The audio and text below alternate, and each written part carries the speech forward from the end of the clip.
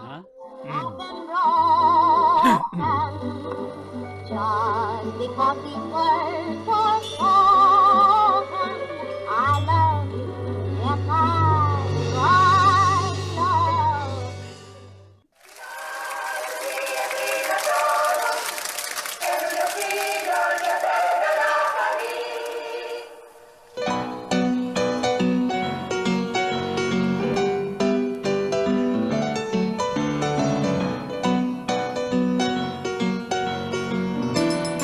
Talk very well, mate.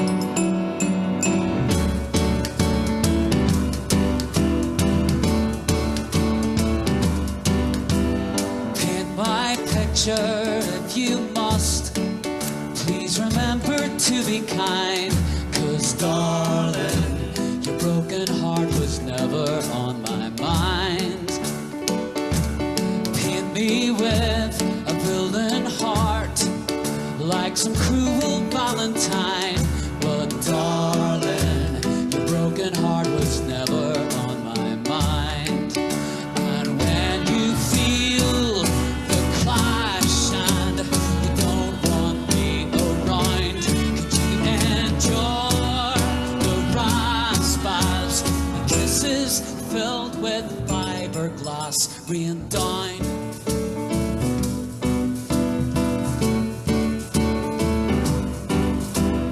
Heavy as a hummingbird, but more difficult to find.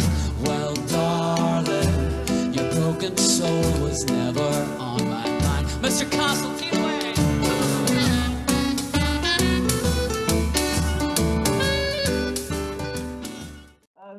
Well, we're going to call you Peter Wilson today. Do you know, it took me years to be able to call you Peter Wilson. Because of my awe and my respect for you as an artist. You've always been Duke.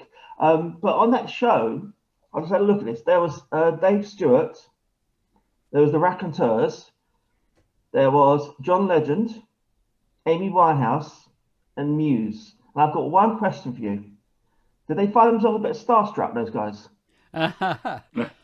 It was one of the most nerve-wracking things ever.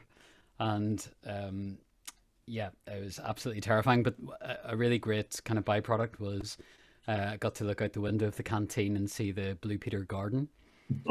So that was pretty fine, and saw the memorial to Petra. Oh, bless.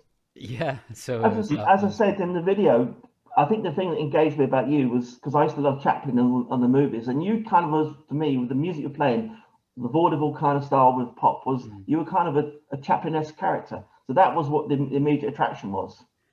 Yeah, well, the early stuff I did was definitely heavily influenced by the idea of music hall. How authentic the sound of it was, I don't know, but I loved that idea of bringing people like on a journey in a concert, where unexpected things were happening. There was an element of theater, and you could have one song which is really jaunty and silly, and then something more heartfelt.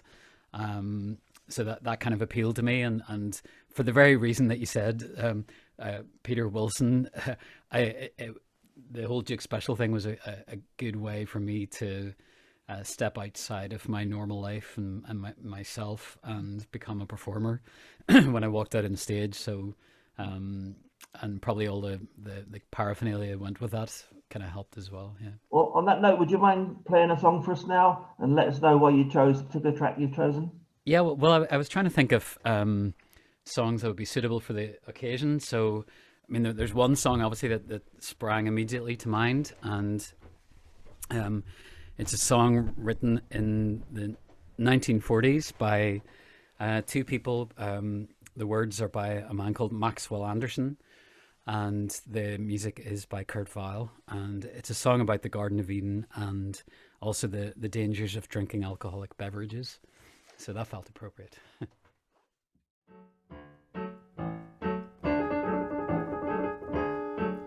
When the snake tempted Eve in the garden, she was drinking plain rain from a mug.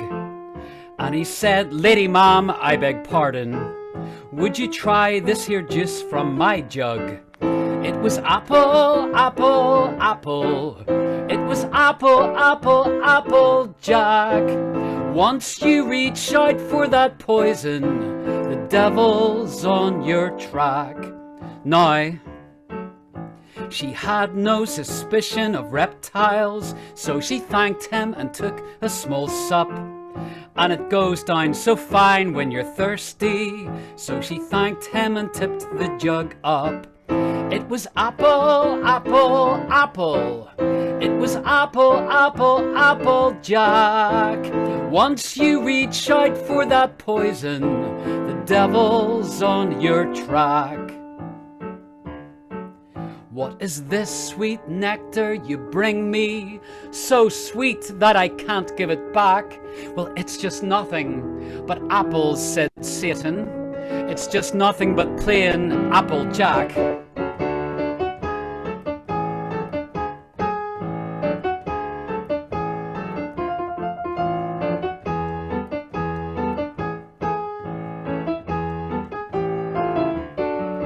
It was apple, apple, apple.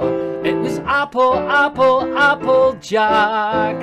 Once you reach out for that poison, the devil's on your track. Now, this Eve ran to Adam like a kitten, saying, please take this drink without fear.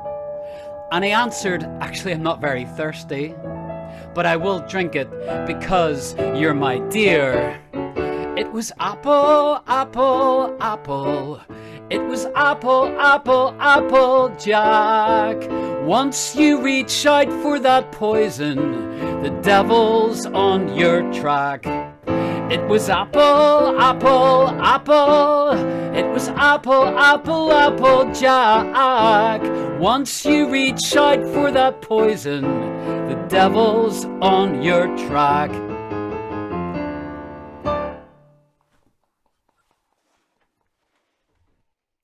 You did some research and you decided to choose these guys. What was it that made you go to the Bullhouse Brew? Yeah, I mean, this was a cool one because it was, you know, we always we pushed the bar a little bit with the challenges, you know, getting in these fantastic artists and then trying to tie it in with them. And obviously, this particular brewery coming from Belfast, and we're obviously in the UK, in England, and yeah, so there was a bit of a logistic challenge, but you know. The guy behind the brewery, Willie Main, was super helpful, and we've basically got good beer again by the look of it, which is always a good bonus. And it, you know, we really lucked out previously with the Stewart Brewery when we done the Gary Stewart one, and I think this is going to be a similar case because we've taken another lucky dip, and yeah, super looking forward to getting into some new beer basically. So pour away, guys, pour away. I actually visited the brewery to collect mine, and Willie showed us around. Oh, cool! So really interesting. He comes from a farming background. Yeah. I can't remember how long he's been going. Cheers, everyone. No, cheers. A naked canner, I feel a bit ashamed. Student. But yeah, he showed us, kind of talked us through the whole process, including a new coffee beer that he was developing. Cool. So we got to taste that before it was carbonated or anything. But yeah, really, really lovely place. Well, he was very excited to know you're on board for this, and then yeah, we've been trying to raise the bar. It was Darren's challenge to find the brewery, and it was. We knew from the first conversation with William that it was going to be something that was interesting, but it's a bit of a punt as well because historically we've gone for breweries that we knew, maybe not the beers we've known, but breweries that we've known. So we play a little bit safe. So what have you got on the nose, Darren? Well, yeah, I mean, this is it. Certainly with this beer road tripping, the main hop in here is Citra, and it is full of citrus. You know, it's a nice, clean kind of orangey, kind of lemon perhaps, maybe a bit of grapefruit, but just super, super clean. You know, you get a little hint of the malt in there, so it's extra pale malt, obviously for the nice pale colour. Maybe a little hint of the like cracker bread or something like that. But really, it's all about the hops. Super refreshing. A little bit of bitterness in there, but yeah, this is this is a really, really well-made session pale, and this is the first time I've had it as well. So you know, these things can go either way, but this is really enjoyable. Darren, why did you have to go first? Sorry. We're going to follow that.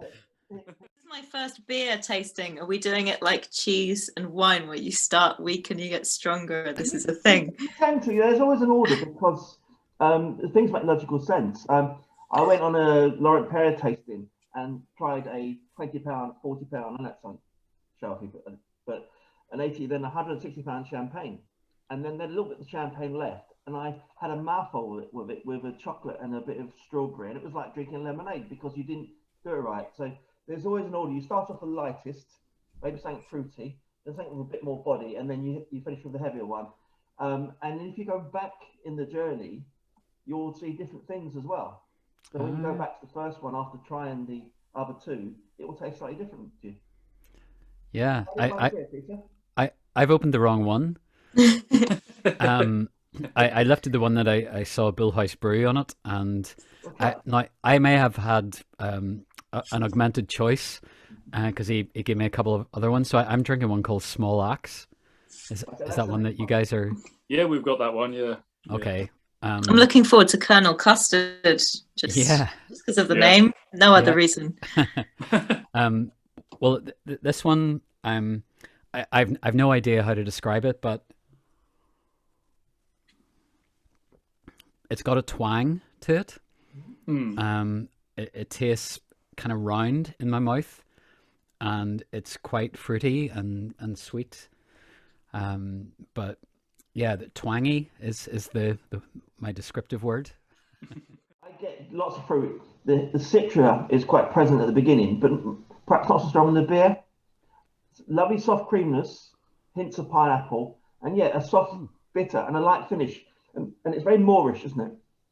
You have this one, and you want to go to the next mouthful, which is always a good thing. It's fresh. I find most beers are quite Moorish, but this in a different way, yeah, definitely. Fiona, sorry. I just said it's fresh. Yeah, I'm glad it's not too bitter. I'm not so much with the bitter beers. This is a beer for people that don't like beer. One of the things that Darren and I did, and in the last session, and this was after we'd actually asked you to join us, there was a question: why didn't you get more girls involved?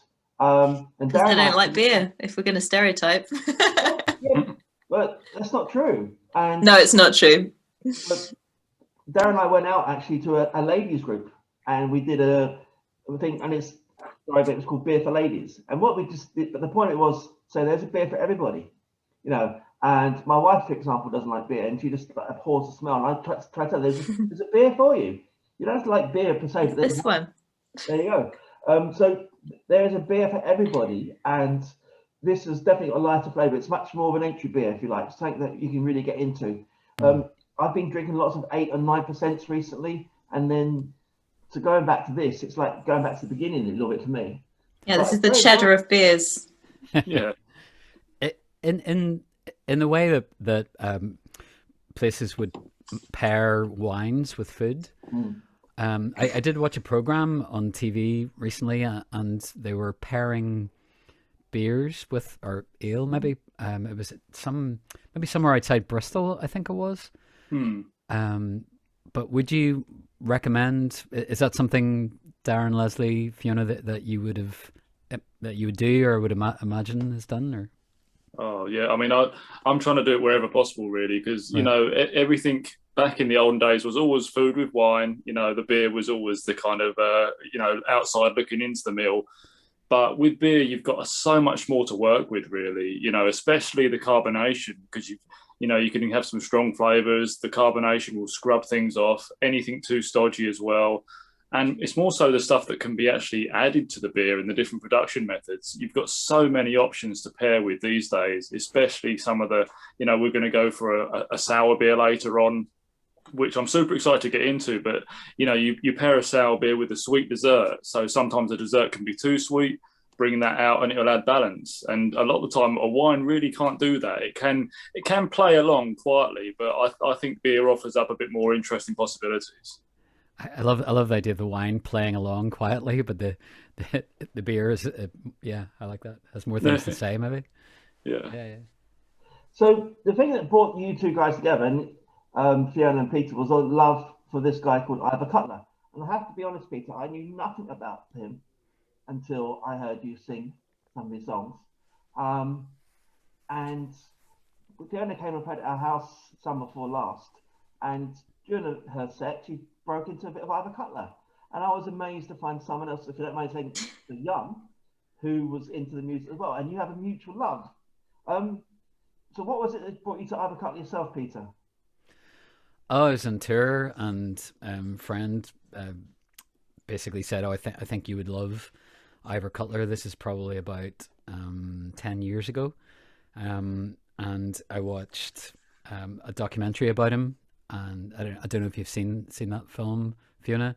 I think it's called Beautiful Cosmos, but it really, really odd, kind of just little clips of him and very surreal, and a little bit about him, but more of him just playing. And yeah, I was instantly smitten. There was just something that was poetic, weird, and really beautiful, kind of childlike about his music that defied any kind of categorization. But yeah, I thought I want to be this man when I grow up. So it was kind of love at first sight in that respect. So would you mind singing us either or two, if it's depending on how long they are? Because I know some of them are quite short. Me? Yeah, please. Okay. Yeah, sure. I'll play one on the pump organ, which was his weapon of choice. And I really loved the Ivor one that I've heard of yours, Fiona. Leslie sent me a link, and Yeah. really, really beautiful. And I love the way you augment it as well. I'm going to play I'm Going in a Field.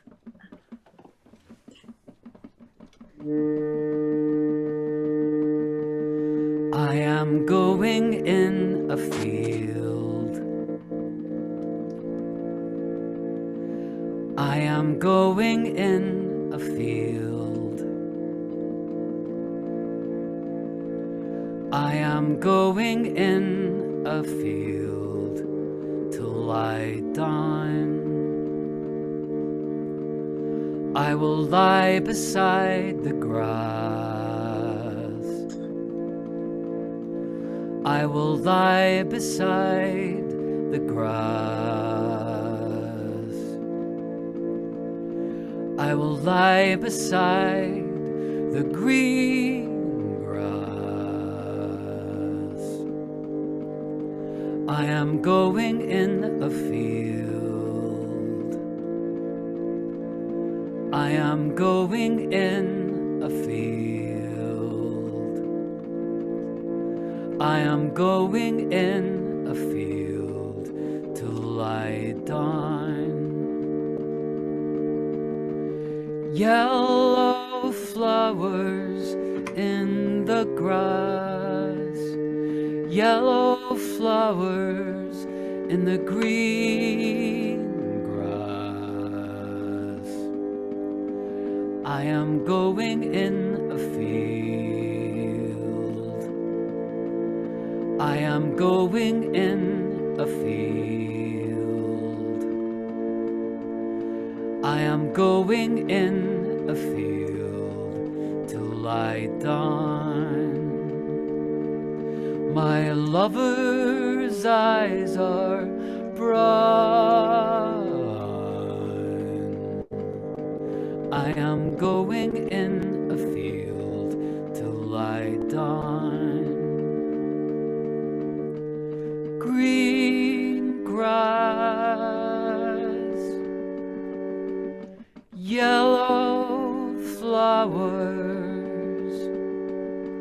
My lover's eyes are brown. I am going in a field.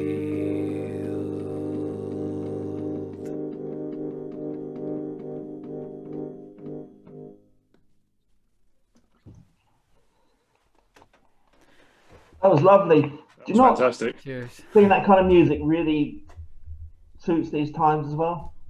So I'm not any means an authority on Ivor Cutler, but I kind of feel that his world was a little bit slower than the world that we normally live in, and he was a bit more thoughtful and he had more time. And when I heard Fiona's Chestnut Tree and that song, it's like someone is just sitting in the field watching the world go by and enjoying it, and I love that. Yeah, I think you're right. Actually, there's obviously nothing wrong with writing songs about the current times, but I think there's something really profound about someone drawing your attention to something that's just really simple and beautiful. And I was out in the garden today and just working, and I had that playing over and over in the background, and I actually found myself just really, really happy. So it was just a delightful time to spend with that song. So yeah, I absolutely agree, Leslie. So Fiona, can I ask you where you met Mr. Ivor Cutler? Yeah, I actually only came across him about 7 years ago. My partner introduced me to him. I hadn't, despite kind of growing up in a folksy background, I just hadn't come across him, and I just fell in love. The first song I heard was so ridiculous, but not so ridiculous that it was just off the wall crazy where you didn't know where you were. It made so much sense, but it was absolutely ridiculous. And I just fell in love, and I've just been, I never get full on Ivor Cutler. He's really nourishing. You can just listen again and again and again. It's not just the songs, but the stories as well. They're just, I don't know, he just goes off on a tangent. He just runs with it, and it doesn't go all over the place. It doesn't boing into weird other worlds. It all makes sense. Like the story of the little boy making holes in his father's head and planting grass seed, and the grass grows on his dad's head, and his dad realizes he likes it. And it's very strange, but you can also imagine it. It doesn't take the imagination of someone having to imagine a spaceship in another planet kind of thing. It's just very strange, but very grounded. So would you mind playing us your Ivor selection? And what song are you going to sing, sorry? Beautiful Cosmos.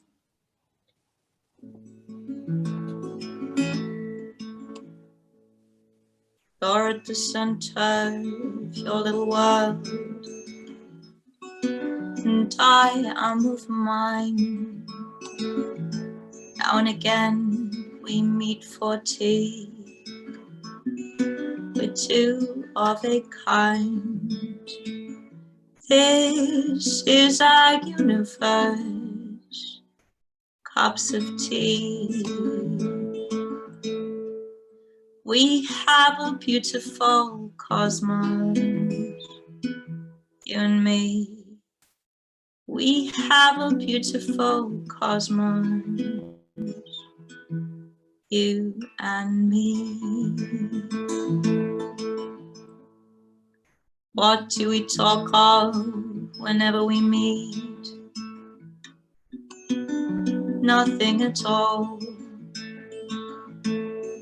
You sit with a sandwich, I look at a roll. Sometimes I open my mouth, then shut it.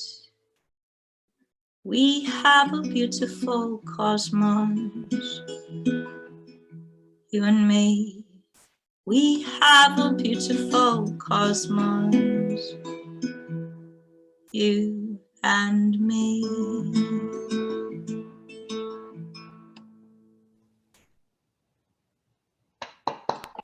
Beautiful. Lovely.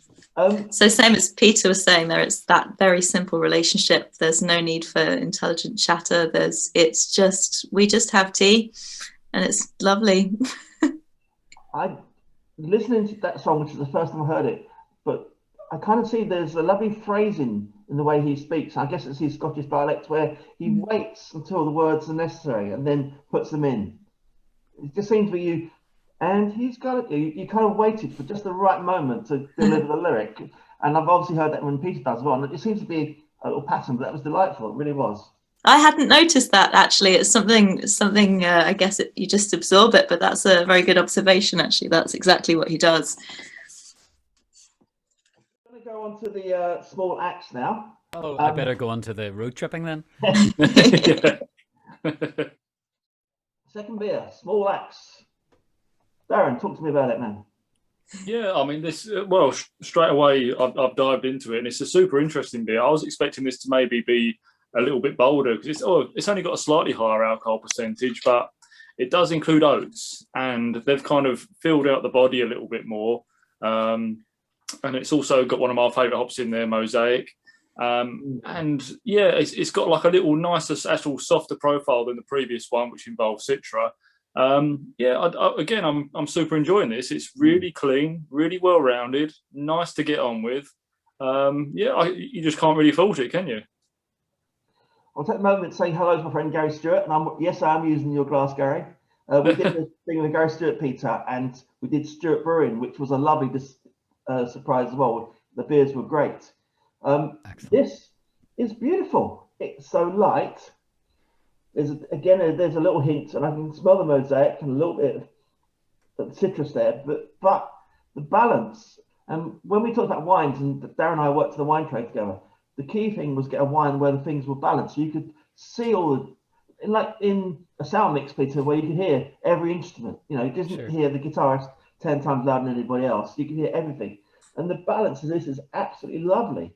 It's got that kind of softness to it and a very soft bitterness, but it's so refreshing.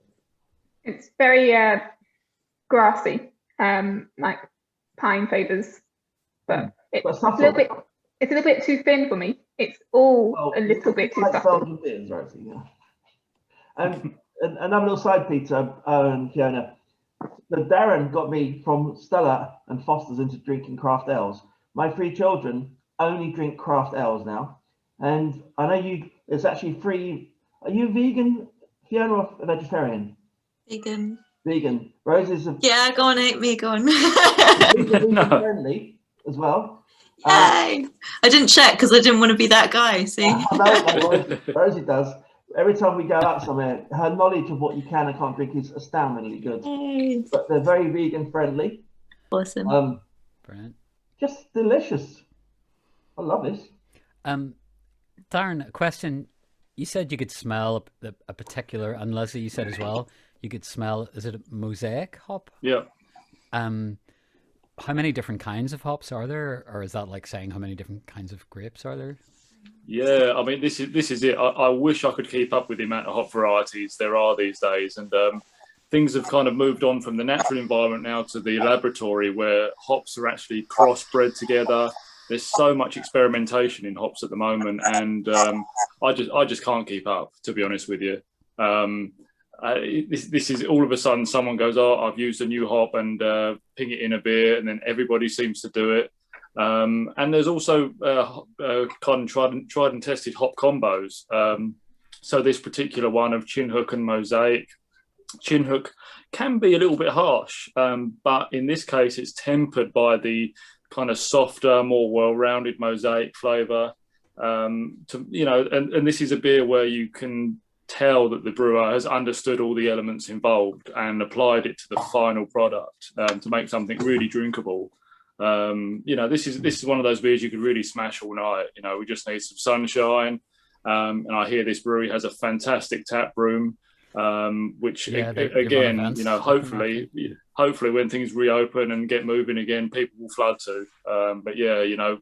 It's community spaces like this that can, I think it's got like 20 plus beer taps.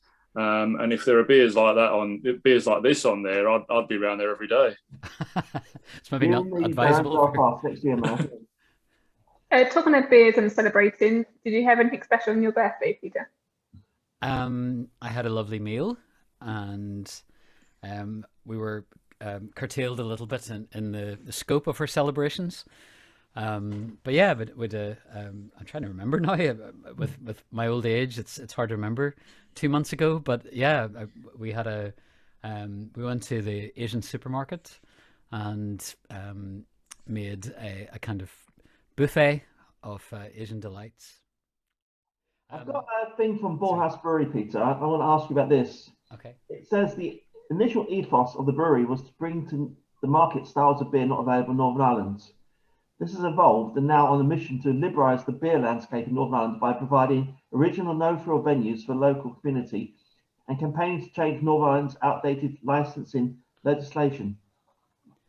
What is the licensing legislation? Is it very restrictive?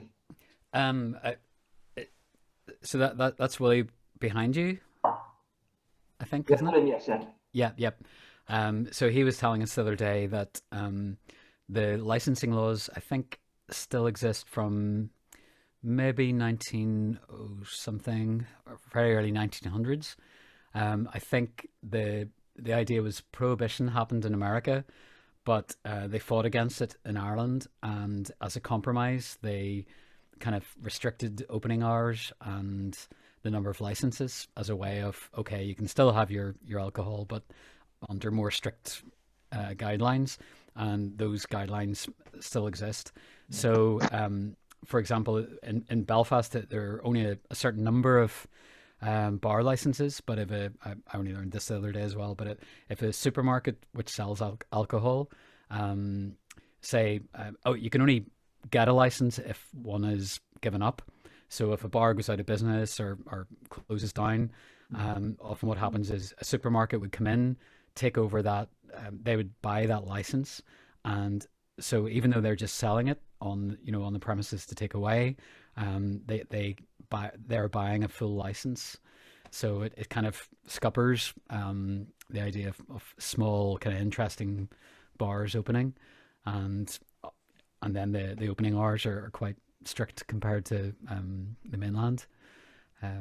So yeah, definitely in due for a rethink. Just one more thing before we move on to song from Fiona. It was because of you that I actually went to Belfast to come and see you play initially. I think it was Jukebox we came out for. And you are definitely a champion for your town. You brought so many people over. But I probably would never have visited otherwise. And it is the most beautiful cultural place with the most amazing friendly people. And the bars are so lively. So, you, as well as providing music that has really enchanted a lot of people's hearts, you've been a massive spokesman for Belfast and all things good about Belfast. I've helped their bar trade. No, yeah, I do love Belfast. It is like a big town. You can get anywhere in a very short space of time, and like music wise, there's so many crossovers because the scene isn't big enough to allow one particular scene to survive on its own. Everyone needs each other. Fiona, I was gonna, whereabouts are you? London. So yeah, London. loads of music. You can't walk there. Very similar to London, Belfast. Whereabouts in London are you? I'm in Peckham at the moment. Okay. Yeah, well, in the way I kind of understood London more when I realized it was like a series of joined up villages. That's the thing. Yeah. Yeah, and then I kind of liked it more actually because initially it was just overwhelming and all I could think of was Monopoly. So yeah, now I enjoy it better. But Belfast is like a few of those villages kind of joined together, but nowhere near the scale.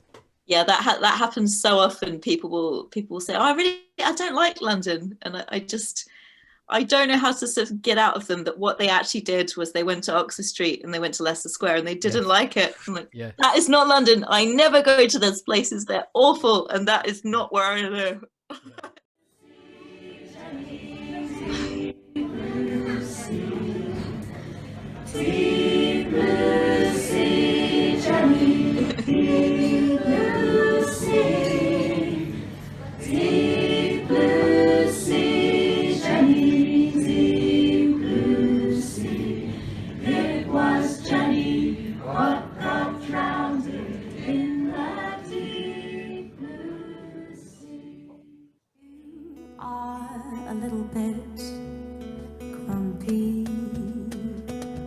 That's true, by the way. And I admit I am annoying, but we don't see the bad in each other most of the time. most of the time. I wake you up too early in the morning. You're no good before you've had your coffee. And you wake me up when you come home late at night, but I don't mind most of the time. Most of the time is mirth and joy. Not too Lovely. scary. So would you mind playing one of your songs for us, please, Fiona, and tell us which one Sure. you've chosen and why? So I chose this because we're doing Ivor Cutler, and Ivor Cutler is known for his very short songs. So I've chosen a short Ivor Cutler, slightly humorous songs. And we were talking about your little friend who visits sometimes. So that's why I chose this one. It will become apparent in a minute. It's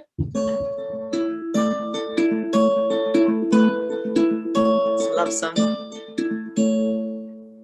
I have someone who'll never betray me, and I know we will never fight.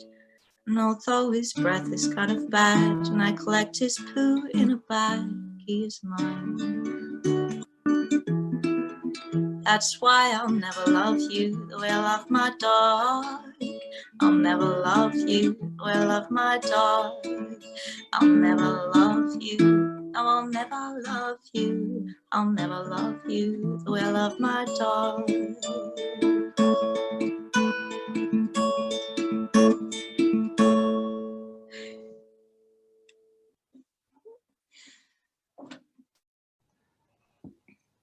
That was Class. It might please you to know, Peter, that Eric Brodden only discovered Belfast as well through Jukebox. Hey, hi, Eric. So you're on the tourist boards now. All the way from Sweden, Eric. Eric was actually trying to get the beers sent over to Sweden, by the way. Oh, He was really wanting to drink. He's with us in Spirits Night, and he wanted to drink along with us, but he couldn't get the beers. Something to do with Brexit, apparently. I've heard of this thing. That's a great song, Fiona. It's that I don't know if you've done many Zoom gigs, but there's that deafening silence when you finish the song that's so hard to get used to, isn't it? It's like Yeah. I was gunning for my microphone there to see you got some feedback. I'm kind of used to it because I have a few songs that are really short like that, and there's quite often, even when I play them live, a deafening silence where people are thinking, that can't be it, surely. Is there verse 2? Then that was short. Could you do us a little bit of belly button fluff, which is another short one? Yeah, that was the other one I was thinking, because it's quite, well, it's not, I don't flatter myself that it's Ivor, but it's definitely inspired.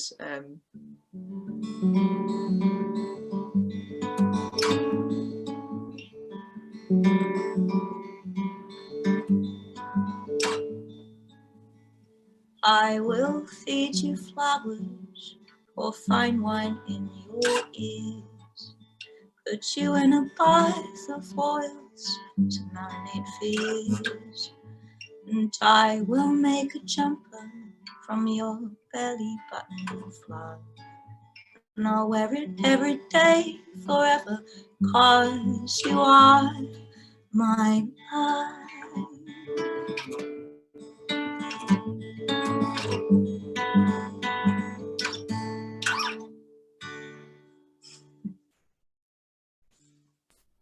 Excellent. It takes me back to, I first thought that when I thought that's a kind of an Ivor Cutler-esque song. But it takes me back to the Beatles, where all the songs were like 1 minute 50, and you'd have 12 songs on an album lasting 22 minutes long. So imagine if you did an album like that, it would be very short, wouldn't it? One of my favorite writers is Stephen Merritt from Magnetic Fields, and he's just brought an album out called Shorties, which is all really, really short songs. There's about like 30 of them or something. So yeah, definitely worth checking out as well. So over to Rosie. Rosie, has anybody asked any questions? Well, Sarah Gregory was talking about the possibility of Bacardi beer. So I wanted to know a little bit from Darren, how do things like whiskey beer and champagne beer and wine beer, how did they come about? Was it just people experimenting? Was it? Yeah, I mean, it's such a tough one, really. I mean, whiskey beer, certainly, I mean, there's so many ways of doing it all of a sudden. I mean, one of the pioneers was Innocent Gunn, who are kind of almost like looked down upon these days, but they were the kind of grandfathers of doing barrel aging. So taking whiskey casks, putting beer in there, then you get the whiskey flavour. And there are other breweries like St. Peter's who actually use the nice peated malt, which goes into whiskey to brew with. And so that's another different way of getting whiskey flavours into beer. And champagne beer is kind of, I don't know, it's kind of died a death a little bit because there was kind of brut IPAs, which were almost, I wish they were called champagne IPAs, and that would have maybe made them a bit cooler. And that was actually adding an enzyme to the beer to basically chew up more sugars, make a drier beer. But the Belgians kind of do that with aplomb, making kind of champagne beers using, champagne yeast and then waiting sometimes a whole year for fermentation and secondary condition to kind of dry a beer out and make it, the pinnacle of finesse. Beers like that have always been around, but you kind of you associate them with kind of new producers, but in fact they've been around for so long, they're on the shelves already. Like I say, they're just got to discover them again, basically.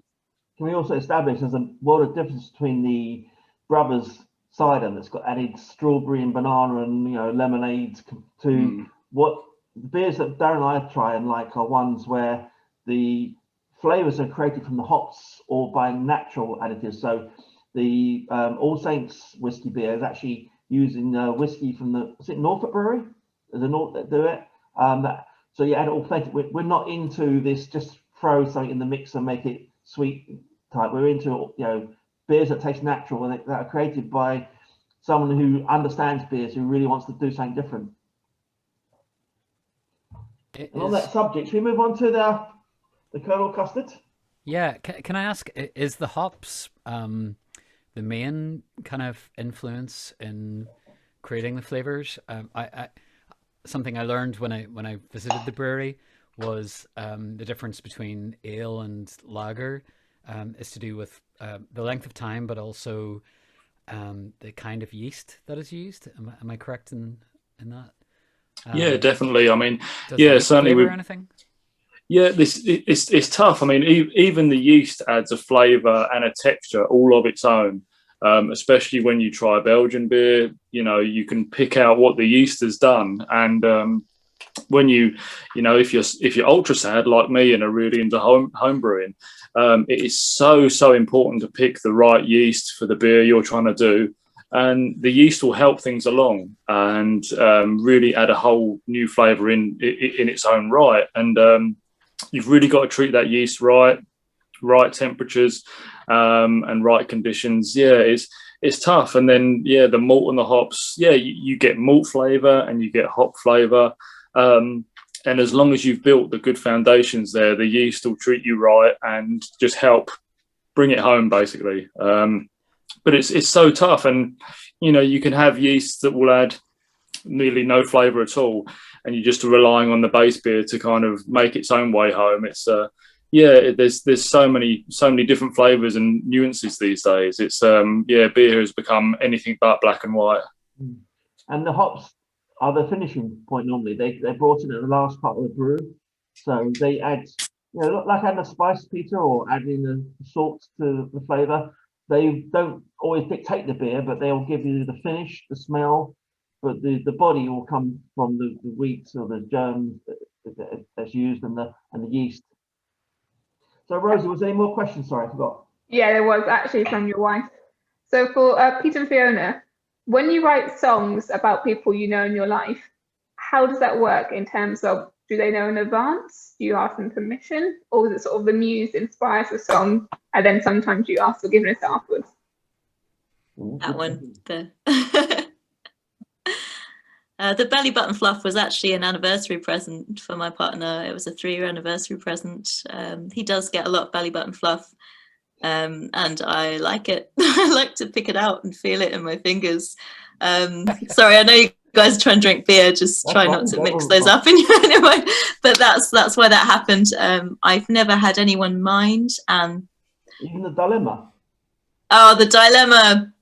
The dilemma person is not aware that the song is about him. This is for people that haven't heard it, is about the person with no redeeming features apart from being particularly good in bed. But yeah, everyone I've ever dated has got this weird paranoia that it's about them, and it never has been. I think Carly Simon had a song about that. Oh, really? And Eliza Doolittle. And Peter? Yeah, I'd agree with Fiona. I think if you're too worried about offending, I think the songs tend to take on a life of their own once you start writing as well. So even if it's something that starts in real life or a real experience, you can mix in, maybe like beer, a bit of hops towards the end, as in artistic license, and there can be other elements within that which are fictitious. But I don't think there's, I think mentioning people's names perhaps and addresses is a bad idea. Yeah. But apart from that, I think art would be diminished if you had to sign some sort of consent form beforehand. Avoid songs called like "Screw You, Carly" and things like that.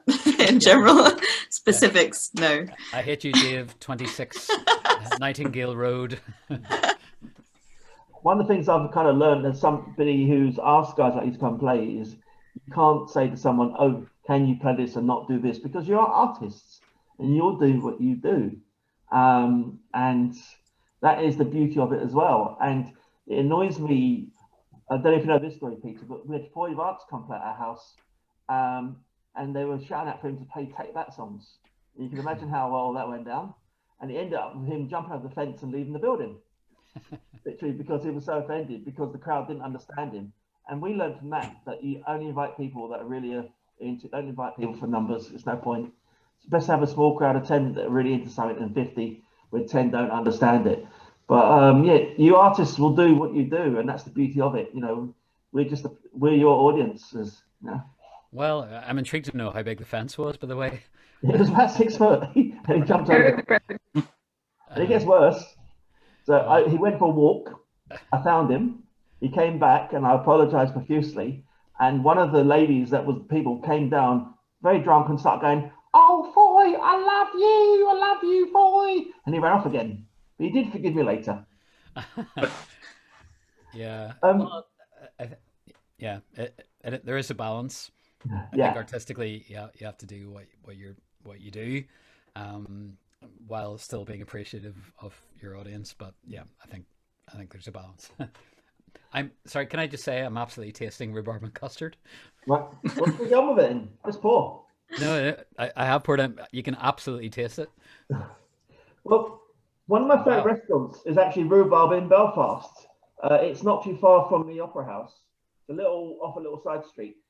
And what they did really well was simple food with great flavours. And I understand that they've got rhubarb pods and vanilla pods added to create an authentic rhubarb and custard experience. Oh my God, it's like a dessert in a can. It's sharp, but it's not too sharp.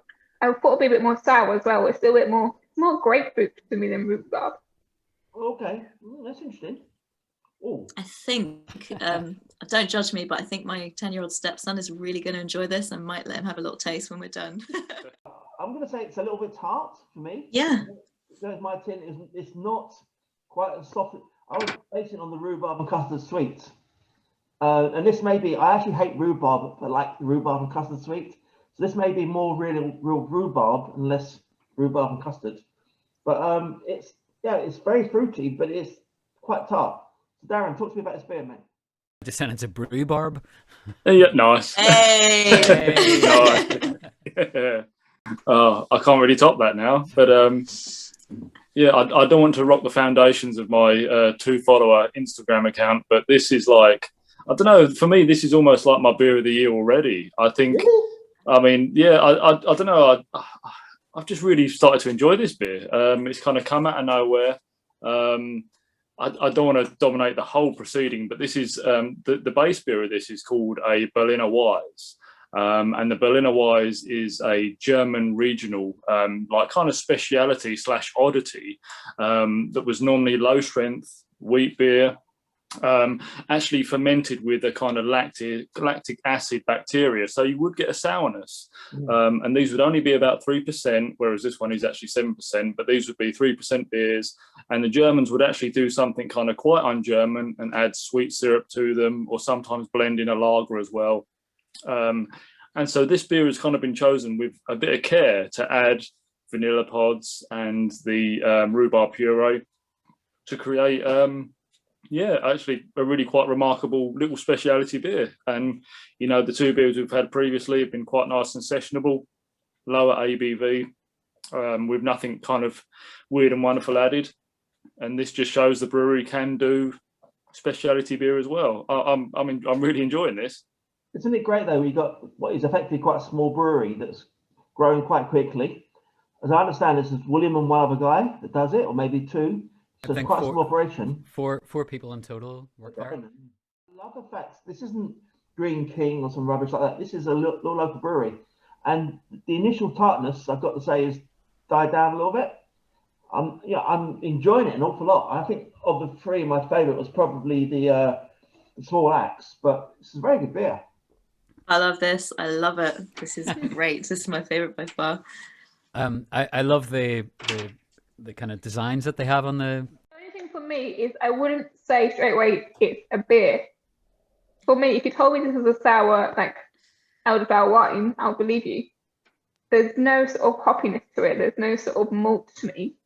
I think the speciality part of it has almost taken it out of the category of what a beer is. Okay, I get that. Pushing the boundaries, Rosie. Yeah, like I get that. You know, it's a beer because it's made of beer. It's made with hops, and it's made with grain and light. But yeah, it's pushing the boundary. But it's also a million miles from the brothers or what's that Swedish cider that they add sugars and everything to. Koppenberg, yeah. Before we go on to the last song, there's one more thing that ties you two together. Obviously, you're a friend of Neil Hannon of Divine Comedy, and Fiona's a little bit of a fan. So, is there any Neil stories you'd like to share with us? No, I the first time I met him was touring with him, and I was a massive fan. So, I don't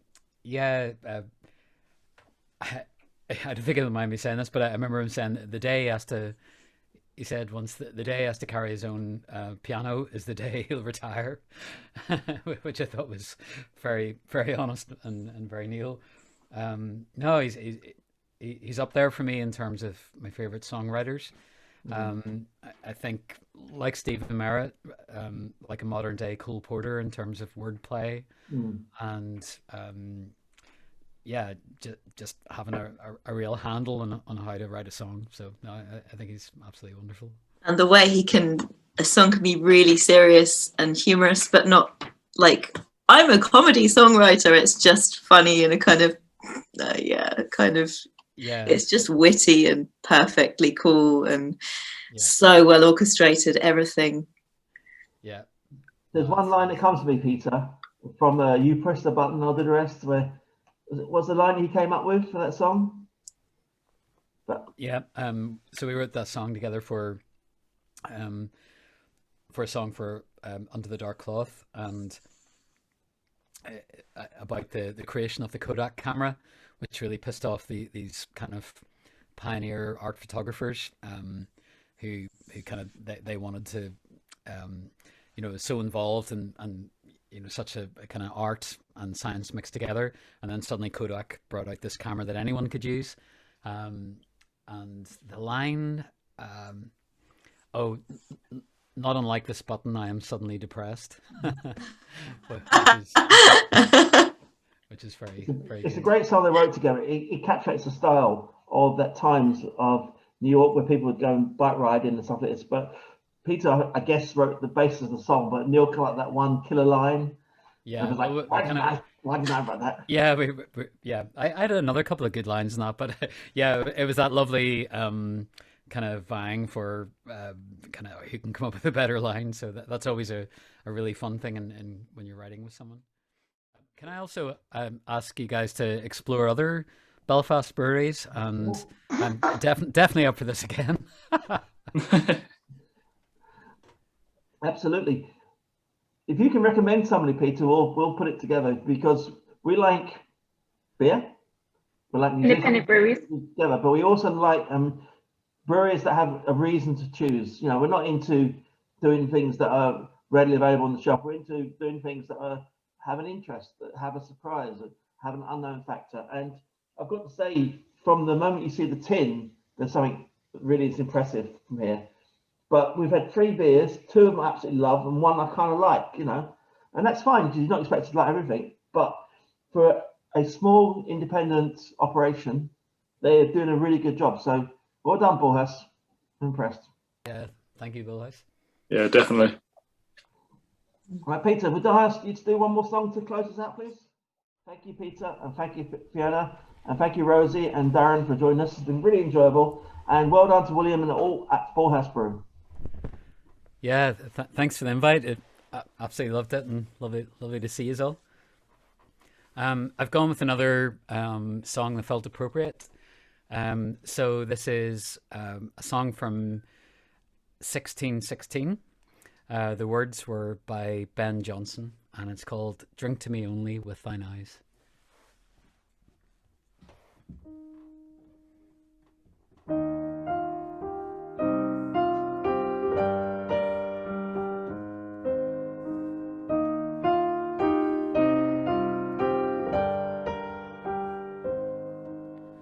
Drink to me only with thine eyes, and I will pledge with mine, or leave a kiss within the cup, and I'll not ask for wine. The thirst that from the soul doth rise doth ask a drink divine. But might I of Jove's nectar sup, I would not change for thine.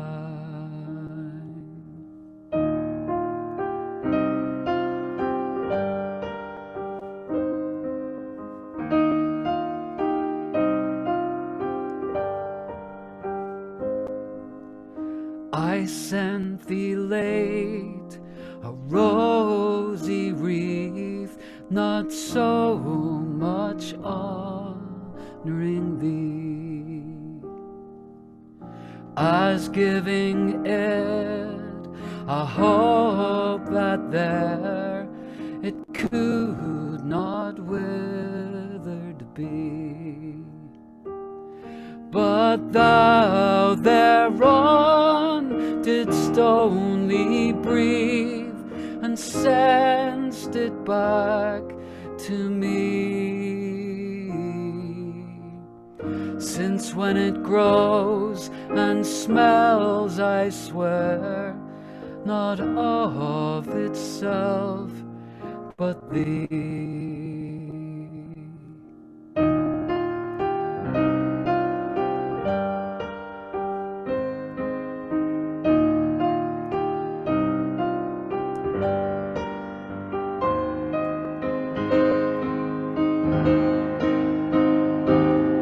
The thirst that from the soul doth rise doth ask a drink divine. But might I of Jove's nectar sup, I would not change for thine. Drink to me